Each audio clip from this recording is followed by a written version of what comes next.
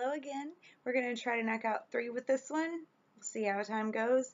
The first video is only like 4% done, so they take literally 2 hours to load up, so it'll take all day.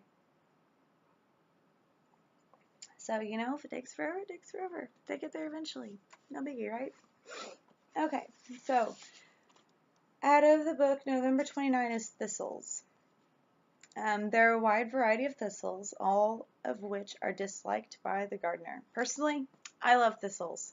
I actually harvest them. They have a lot of magical uses, which we'll get into another day, or feel free to Google them.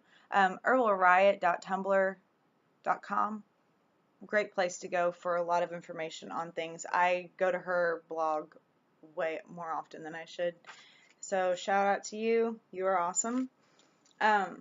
So anyway, not only that, but once allowed to seed, they spread rapidly and are extraordinarily hard to eradicate.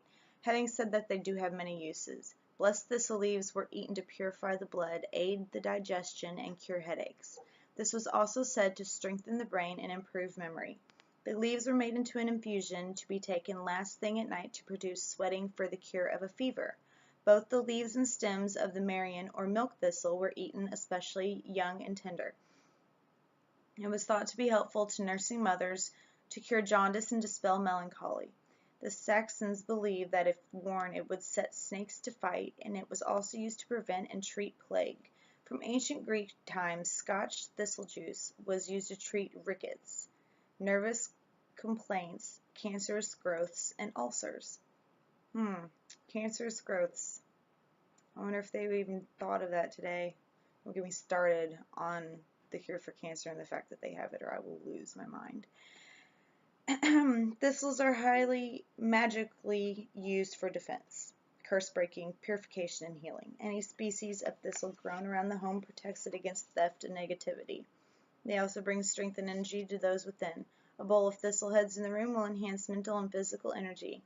Carry one for protection to attract positive change into your life.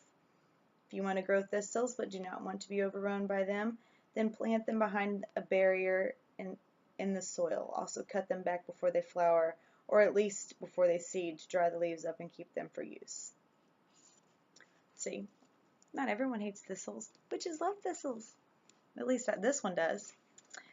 Okay, next, handkerchiefs. Or hankies, whatever you want to call them. The traditions associated with the handkerchief comes from the time when they were made of cotton or linen rather than disposable. However, many of these traditions are valid whether you use a tissue or a handkerchief. Almost everyone knows that you tie a knot in a handkerchief to remind you of something you don't want to forget, but this is far more effective if you whisper rabbits 3 times into the knot as you tie it. This is actually a remnant of an older belief that you could protect yourself from demons and ill-wishing by carrying a handkerchief with a knot in one corner. The knot should never be untied, so that you will need another handkerchief for your nose. The larger form of handkerchief, or neckerchief, I've never heard that one, was also worn to defend against ill luck.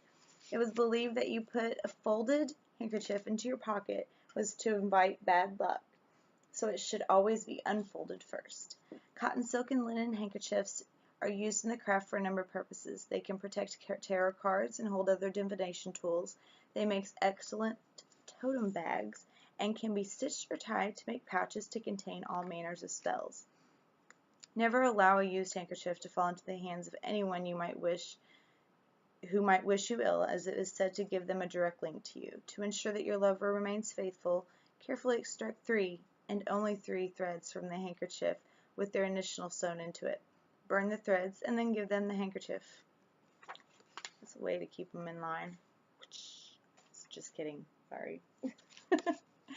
Okay, and we're on to the last one, greeting cards. The sending of cards is a fairly modern tradition and used to be only for people that you would not be actually seeing. It was considered polite to give your greetings in person, however, whenever you could. Today, clever marketing from the manufacturers means we tend to send cards to everyone, even when they live in the same house. I don't do greeting cards, just for the record. I do other things. Again, we'll get into that later. Whether you celebrate Yule, Christmas, or another festival in December, you'll probably be sending greeting cards. If you do this now, then not only will you save panic later, but also you have the time to do a bit more than just scrawl your name.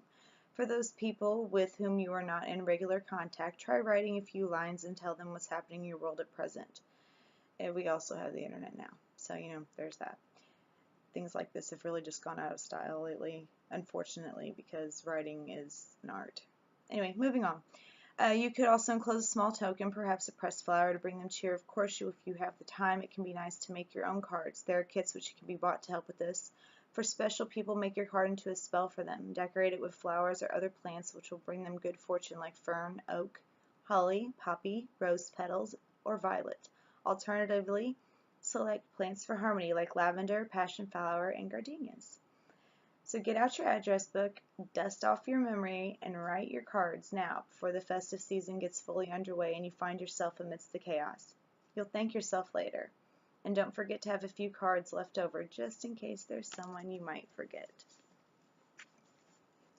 I like the idea of spells on the cards and pressing flowers. In our group, like I've mentioned many times before, me, Julie, and a few others, we are doing pen pal things. We feel like, well, it was actually Julie's idea, but she felt like, writing has become a lost art. If you've ever heard that song Miranda Lambert sings called Automatic, she says if you had something to say, you'd write it on a piece of paper, and you put a stamp on it, and they'd get it 3 days later. Now with the internet, you can say whatever you want behind a keyboard. You can be rash, you can be rude, you can be judgmental, you can be sweet, you can be sympathetic, you can be nice. But it has really ruined the art of writing. So, it's not greeting cards I'm really against. It's against I'm not really even against them. I just don't do them because I feel it's a very generic thing. I would rather write someone a letter or color a picture out of one of my meditative coloring books and then write a letter on the back. I didn't read the thing about the spell, though, in a card. I think that is very cool. And I believe if you're going to do cards, make your own cards. Make it fun. We don't always have time, but we have some time. Yeah, a while back I posted a video about, balance. Add this into your balance for the season. Instead of doing X or Y, do this a day a week or, something like that. Sit down. And crafting is also a very good form of meditation. You can really kind of just let go and let your creative juices flow, whether you think you have them or not. I guarantee that you do. Everyone has their own creativity, their own touch to things, and their own way of expressing themselves through art and design. So, I say go for it, Go a step further than buying a box of cards. Make your own. Cardstock's cheap. It's like $3 for a giant package of it. Go for it. Cut some snowflakes. Draw some pinnacles. Press some flowers. Do whatever. It's fun. Make it fun. And do it for those you care about. You don't have to do it for everybody. Remember that. Don't do it. Make it a forced thing because then it's like, ugh, I don't want to do that. But finally got through them. We're caught up. So I shall see you tomorrow. I hope everybody has a safe and blessed day.